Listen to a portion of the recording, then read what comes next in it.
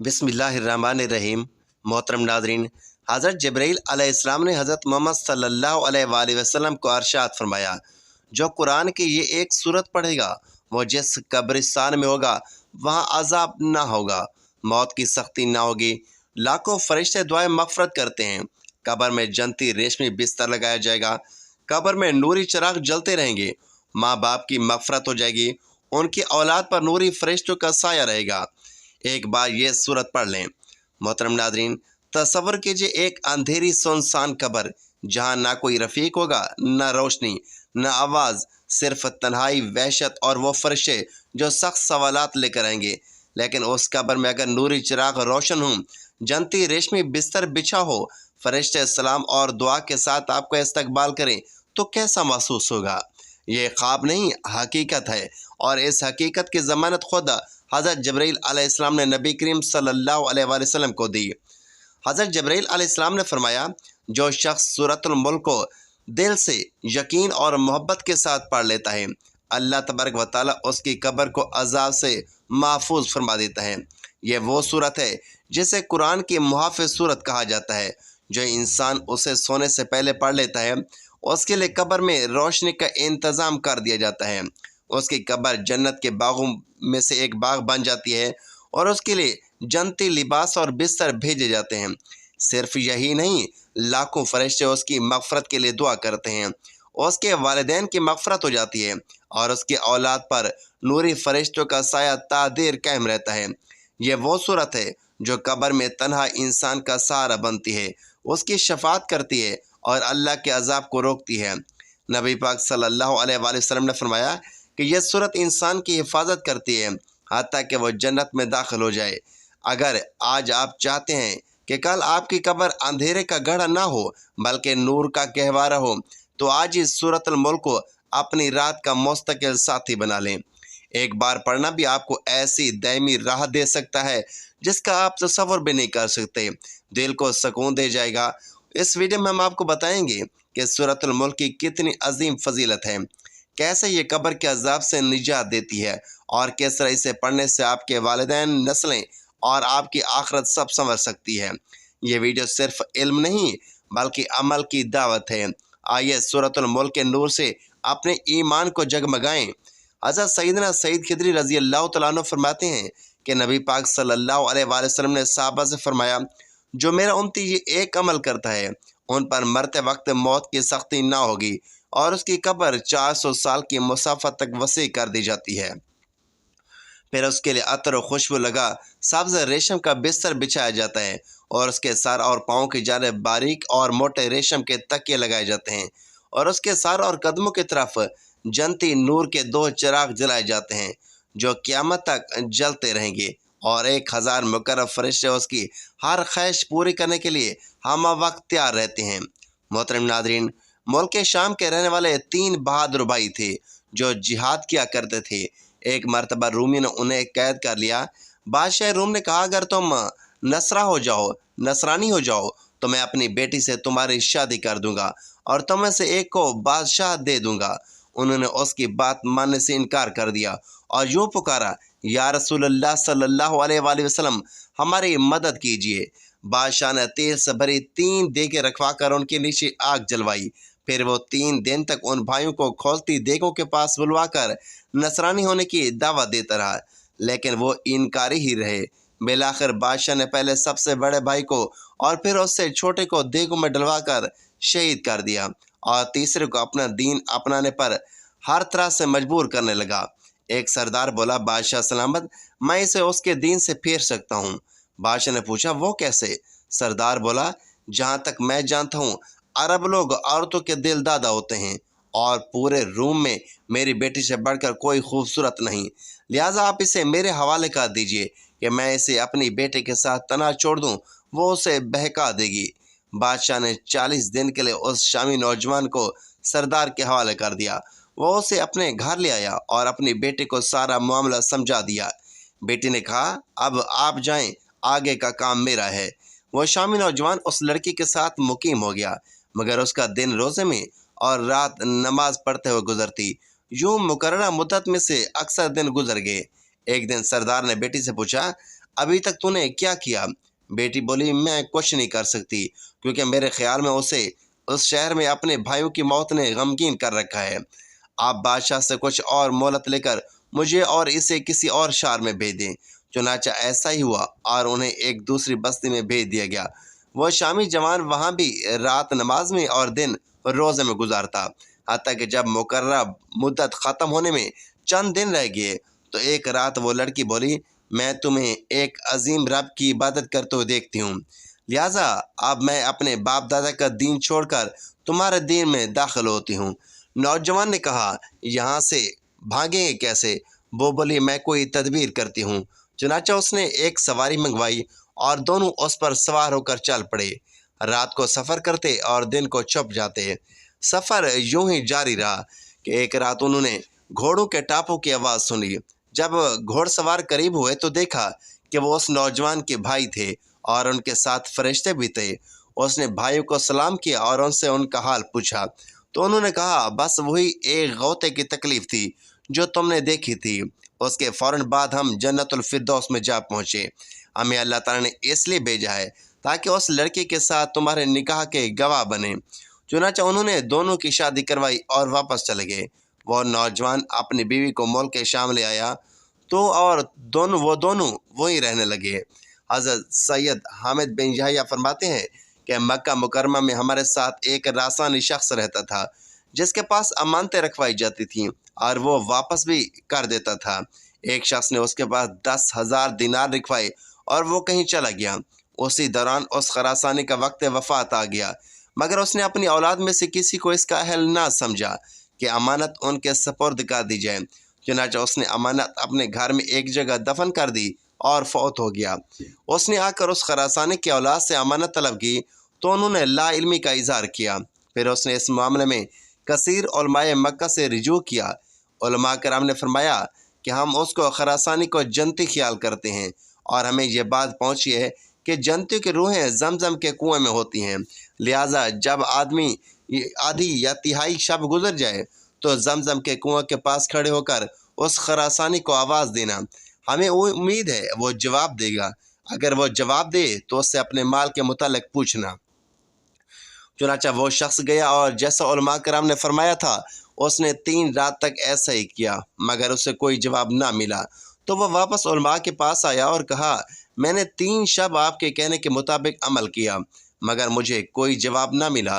علماء کرام نے انا للہ و انا الیہ راجعون پڑھا اور فرمایا ہمارا خیال ہے وہ دوست کی ہے، لہذا تم یمن چلے جاؤ، وہاں پر برہوت نامی ایک وادی ہے اور اس میں برہوت نامی ایک کنواں بھی ہے جس میں دوزکیوں کی روحیں جمع ہوتی ہیں۔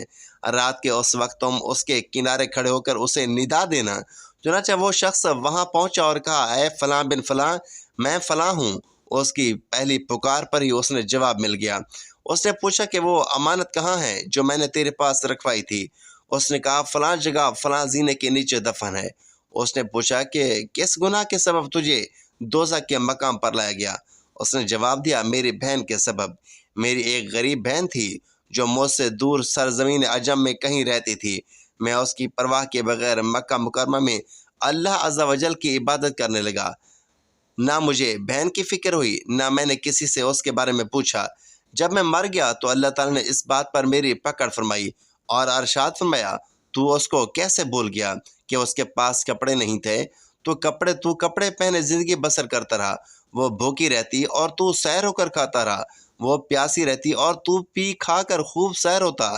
مجھے اپنی عزت و جلال کی قسم میں رشتہ داری کاٹنے والے پر رحم نہیں کروں گا۔ اسے لے جاؤ اور برہوت کے کنویں میں ڈال دو۔ پس حضرت ملک الموت علیہ السلام نے مجھے اس کنویں میں ڈال دیا اور اب مجھے عذاب دیا جا رہا ہے۔ اے میرے بھائی، تم میرے بہن کے پاس جا کر اس سے میرے لیے معافی کی درخواست کرو اور اس عذاب سے میرے چھٹکارے کی کوئی صورت نکالو۔ ہو سکتا ہے اللہ تعالیٰ مجھ پر رحم کرے، کیونکہ اس کے ہاں رشتہ داری کاٹنے کے علاوہ میرا کوئی گناہ نہیں ہے۔ اس شخص کا بیان ہے میں اس کی بتائی ہوئی جگہ گیا اور کھودا تو وہاں سے ایک تھیلی نکلی جس میں میری امانت موجود تھی اور اسی حالت میں ہی تھی جیسے ہی میں نے اپنے ہاتھوں سے باندھ کر دی تھی۔ میں اپنی امانت لے کر عجم کی طرف چل پڑا۔ وہاں پہنچ کر لوگوں سے اس کی بہن کے متعلق معلومات حاصل کی۔ بالآخر میری اس سے ملاقات ہوگی اور میں نے اسے اول تاخیر سارا ماجرا کہہ سنایا۔ وہ رونے لگی۔ میں نے اس سے اس کے بھائی کے چھٹکارے کی بات کی تو وہ اللہ عز و جل کی بارگاہ میں محتاجی کی شکایت کرنے لگی۔ میں نے کچھ مال اسے دیا اور واپس آ گیا۔ بس ہر مسلمان کو چاہیے کہ رشتہ داروں سے اچھا سلوک کرے۔ اس بہن نے اپنی بھائی کو بھی معاف کر دیا۔ تب جا کر اس شخص کو اللہ کی گرفت سے چھٹکارا ملا۔ اس کی نمازیں، عبادات، روزہ، زکوٰۃ، امانت دار سب دھری کی دھری رہ گئیں۔ جب تک حقوق العباد پورا نہ ہو اللہ تعالیٰ معاف نہیں فرماتا۔ حضرت سیدنا ابو ہریرہ رضی اللہ تعالیٰ عنہ فرماتے ہیں، جب مومن کی روح جسم سے نکلتی ہے تو فرشتے کہتے ہیں، اے پاکیزہ جسم سے برآمد ہونے والی پاکیزہ روح، اور جب وہ روح اپنے گھر سے قبر کی طرف چلتی ہے تو اس بات کو پسند کرتی ہے کہ اسے جلدی لے جایا جائے۔ جب اسے قبر میں رکھ دیتے ہیں تو اس کے سر کی طرف عذاب بڑھتا ہے تو اس کے سجدے بن جاتے ہیں، اس کے پیٹ کی طرف عذاب بڑھتا ہے تو روزے ڈھال بن جاتے ہیں، جب اس کے ہاتھ کو عذاب پکڑنا چاہتا ہے تو اس کا صدقہ حائل ہو جاتا ہے، اس کے پاؤں کی طرف عذاب بڑھنے لگتا ہے تو اس مومن کا نماز میں قیام کرنا اور مسجد کی طرف چلنا بندے کے درمیان حائل ہو جاتا ہے۔ اس کے بعد مومن کبھی خوف زدہ نہیں ہوتا۔ ہاں، جسے اللہ رب العزت چاہے تو وہ ضرور خوف زدہ ہوگا۔ پھر جب وہ اپنا ٹھکانہ اور اپنے لیے ناتیار آنا دیکھتا ہے تو عرض کرتا ہے، یا الہی مجھے میرے ٹھکانے تک پہنچا دے۔ اسے کہا جاتا ہے کہ تیرے کچھ بھائی اور بہنیں ہیں جو ابھی تجھ تک نہیں پہنچے، لہٰذا اطمینان سے سو جا۔ جبکہ کافر کی روح جب بدن سے خارج ہوتی ہے تو فرشتے کہتے ہیں، گندے جسم سے گندی روح نکلی ہے، اور جب اسے اس کی قبر کی طرف لے جا رہے ہوتے ہیں تو وہ چاہتا ہے کہ یہ آہستہ چلیں، اور پھر چیختے چلاتے ہوئے کہتا ہے، مجھے کہاں لے جاتے ہو؟ پھر جب اسے قبر میں رکھا جاتا ہے اور وہ اپنے لیے تیار عذاب کو دیکھتا ہے تو کہتا ہے کہ میرا رب مجھے واپس لوٹا دے تاکہ میں توبہ اور اچھے عمل کروں۔ اسے کہا جاتا ہے کہ تو نے جتنی عمر گزارنی تھی تو نے گزار لی۔ چنانچہ اس پر اس کی قبر تنگ کر دی جاتی ہے، یہاں تک کہ اس کی پسلیاں ٹوٹ پھوٹ جاتی ہیں اور اس کی حالت انتہائی کمزور ہو جاتی ہے۔ وہ خوف زدہ ہوتا ہے اور زمین کے سانپ بچھو اس پر حملہ آور ہو جاتے ہیں۔ حضرت سیدنا ابو ہریرہ رضی اللہ تعالیٰ عنہ سے روایت ہے کہ جب مومن کی موت کا وقت آتا ہے اور وہ اپنے آنے والے معاملات کو دیکھتا ہے تو شدت سے خواہش کرتا ہے کہ اس کی روح جلدی نکلے، اور اللہ تبارک و تعالیٰ بھی اس کی ملاقات کو پسند فرماتا ہے۔ اس کی روح کو آسمان کی بلندی پر لے جایا جاتا ہے اور اس کے پاس دیگر ارواح مومنین آتی ہیں اور اپنے رشتہ داروں کے حالات پوچھتی ہیں۔ کسی کے بارے میں کہتا ہے کہ میں فلاں کو دنیا میں چھوڑ کر آیا ہوں تو وہ خوش ہو جاتی ہے، اور جب کسی کا بتایا جاتا ہے کہ فلاں مر چکا ہے تو وہ ارواح کہتی ہیں اس کی روح کو تو ہمارے پاس نہیں آئی، یقیناً وہ جہنم کی روح کے ساتھ کر دی گئی ہوگی۔ مومن جب اپنی قبر میں بٹھایا جاتا ہے پھر اس سے پوچھا جاتا ہے، تیرا رب کون ہے؟ وہ کہتا ہے کہ میرا رب اللہ ہے۔ سوال ہوتا ہے، تیرا نبی کون ہے؟ وہ کہتا ہے کہ حضرت محمد صلی اللہ علیہ وآلہ وسلم۔ پھر پوچھا جاتا ہے، تیرا دین کیا ہے؟ وہ کہتا ہے کہ میرا دین اسلام ہے۔ پھر اس کی قبر میں ایک دروازہ کھول کر اسے کہا جاتا ہے، اپنا ٹھکانہ دیکھ اور اطمینان سے سو جا۔ پھر اللہ تعالیٰ بروز قیامت اسے اٹھائے گا تو اسے ایسے لگے گا جیسے ابھی ابھی سویا تھا، اور جب اللہ عز و جل کے کسی دشمن کو موت آتی ہے تو وہ آنے والا عذاب دیکھتا ہے اور اس کی روح نکلنا پسند نہیں کرتی۔ اللہ تعالیٰ بھی اس کی ملاقات ناپسند فرماتا ہے۔ جب اسے قبر میں بٹھا کر پوچھا جاتا ہے کہ تیرا رب کون ہے تو وہ کہتا ہے کہ میں نہیں جانتا۔ اس سے کہا جاتا ہے تو نے جانا ہی نہیں۔ سوال ہوتا ہے، تیرا نبی کون ہے؟ وہ کہتا ہے کہ میں نہیں جانتا۔ وہ تو نے جانا ہی نہیں۔ پھر سوال ہوتا ہے، تیرا دین کیا ہے؟ وہ کہتا ہے کہ مجھے معلوم نہیں۔ کہا جاتا ہے تو نے معلوم ہی نہیں کیا۔ چنانچہ اس کی قبر میں جہنم کا دروازہ کھولا جاتا ہے، پھر اسے ایسی مار ماری جاتی ہے جسے انسان اور جنات کے سوا ساری مخلوق سنتی ہے۔ پھر حکم ہوتا ہے، منحوس کی طرح پڑے رہو۔ حضرت سیدنا ابو سعید خدری رضی اللہ تعالیٰ عنہ فرماتے ہیں، میں پیارے آقا سرکار دو عالم صلی اللہ علیہ وآلہ وسلم کے ساتھ ایک جنازے میں شریک ہوا تو آپ نے ارشاد فرمایا، اے لوگو، یہ امت اپنی قبروں میں آزمائی جائے گی۔ جب انسان دفن کر دیا جاتا ہے اور لوگ چلے جاتے ہیں تو ایک فرشتہ ہتھوڑا لے آتا ہے اور اس مردے کو بٹھا کر پوچھتا ہے، تو اس شخص کے بارے میں کیا کہتا ہے؟ اگر مردہ مومن ہو تو کہے گا میں گواہی دیتا ہوں کہ اللہ عز و جل کے سوا کوئی معبود نہیں اور حضرت محمد صلی اللہ علیہ وآلہ وسلم اس کے بندے اور رسول ہیں۔ فرشتہ کہے گا تو نے سچ کہا۔ پھر اس کے لیے جہنم کا دروازہ کھولا جاتا ہے اور اسے کہا جائے گا کہ اگر تو اپنے رب کے عز و جل کا انکار کرتا تو تیرا حال یہ ہوتا، اب کیونکہ تو نے ایمان کا اقرار کیا ہے تو دیکھ تیرا ٹھکانہ یہ ہے۔ اتنے میں اس کے لیے جنت کی طرف سے دروازہ کھلے گا، وہ اس کی طرف جانا چاہے گا تو اس سے کہا جائے گا کہ ابھی یہی رہنا ہے، چنانچہ اس کی قبر کشادہ کر دی جائے گی۔ اور اگر مردہ منافق ہوا تو اس سے پوچھا جائے گا اس شخص کے بارے میں تو کیا کہتا ہے؟ وہ کہے گا میں نہیں جانتا، بس لوگوں کو کچھ کہتے سنتا تھا۔ فرشتہ کہے گا تو نے نہ جانا، نہ سیکھا اور نہ ہی ہدایت پائی۔ پھر اس کے لیے جنتی دروازہ کھولا جائے گا اور کہا جائے گا اگر تو ایمان لاتا تو تیرا مقام یہ تھا، لیکن تو نے کفر کیا تو بجائے جنت کے تیرا ٹھکانہ یہ جہنم ہے۔ چنانچہ اس کے لیے جہنم کی طرف دروازہ کھول دیا گیا اور فرشتے لوہے کے گر سے اس کے سر پر اس زور سے ضرب لگائیں گے کہ اس کی آواز جنوں اس کے علاوہ ساری مخلوقات سنے گی۔ کسی نے عرض کی یا رسول اللہ صلی اللہ علیہ وآلہ وسلم، جب فرشتہ لوہے کا گرس لے کر کھڑا ہوگا تو بھلا کون ہے جو ہیبت زدہ نہ ہو؟ حضرت سیدنا معاذ بن جبل رضی اللہ تعالیٰ عنہ سے روایت ہے کہ حضور نبی کریم صلی اللہ علیہ وآلہ وسلم نے ارشاد فرمایا جس گھر میں قرآن مجید کی تلاوت کی جاتی ہے اس گھر پر نور کا ایک خیمہ ہوتا ہے جس سے آسمان والے رہنمائی حاصل کرتے ہیں، جس طرح ٹھاٹھے مارتا سمندر اور چیٹیاں میدانوں میں موتی جیسے تارے سے رہنمائی لی جاتی ہے۔ جب تلاوت کرنے والا فوت ہو جاتا ہے تو وہ نوری خیمہ اٹھا لیا جاتا ہے، چنانچہ فرشتے آسمان سے دیکھتے ہیں تو انہیں وہ نور نظر آتا ہے۔ پھر فرشتے اسے ایک آسمان سے دوسرے آسمان پر لے جاتے ہیں اور اس کی روح پر درود بھیجتے ہیں، پھر قیامت تک اس کے لیے استغفار کرتے ہیں۔ اور جو بھی مومن کتاب اللہ کو سیکھتا ہے اور پھر رات کی کسی گھڑی میں نماز پڑھتا ہے تو وہ رات اگلی رات کو وصیت کرتی ہے کہ اس مومن کو وقت مقرر پر بیدار کر دینا اور اس کے لیے آسان ہو جانا۔ جب وہ فوت ہو جاتا ہے تو اس کے گھر والے اس کے کفن کی تیاری میں مشغول ہو جاتے ہیں، جبکہ قرآن کریم انتہائی حسین صورت میں اس کے سر کے پاس آ کر ٹھہر جاتا ہے، پھر کفن کے نیچے اور سینے میں آ جاتا ہے، اور جب اسے قبر میں رکھ کر اس پر مٹی برابر کر دی جاتی ہے اور دوست احباب واپس چلے جاتے ہیں تو منکر نکیر اسے قبر میں بٹھا دیتے ہیں۔ اتنے میں قرآن مجید مومن اور فرشتوں کے درمیان حائل ہو جاتا ہے۔ فرشتے کہتے ہیں ایک طرف ہو جاؤ تاکہ ہم اس سے سوال کریں۔ وہ کہتے ہیں کہ رب کعبہ کی قسم ایسا ہرگز نہ ہوگا، کیونکہ یہ میرا دوست ہے، میں اسے کسی حال میں اکیلا نہ چھوڑوں گا۔ البتہ اگر تمہیں کسی بات کا خوف ہے تو تم اس پر عمل کرو اور مجھے میری جگہ پر رہنے دو، کیونکہ میں اسے جنت میں پہنچانے سے پہلے اس سے جدا نہیں ہوں گا۔ پھر قرآن پاک اپنے دوست کی طرف دیکھ کر کہتا ہے میں وہی قرآن ہوں جسے تو کبھی بلند آواز سے اور کبھی آہستہ آہستہ پڑھتا تھا اور مجھ سے محبت رکھتا تھا، بس مجھے تو اس سے محبت ہے، اور جس سے میں محبت کرتا ہوں اللہ عز و جل بھی اس سے محبوب بنا لیتا ہے۔ منکرین کے سوالات کے بعد تجھ پر کوئی خوف ہے نہ کوئی غم۔ منکر نکیر سوالات کرنے کے بعد تشریف لے جاتے ہیں۔ اب مومن ہوتا ہے اور قرآن مجید ہوتا ہے۔ قرآن پاک فرماتا ہے میں تیرے لیے نرم و آرام دہ بستر بچھاؤں گا اور حسین و جمیل چادر عطا کروں گا، کیونکہ تو رات بھر میرے لیے جاگتا اور دن بھر میرے لیے مشقت اٹھاتا تھا۔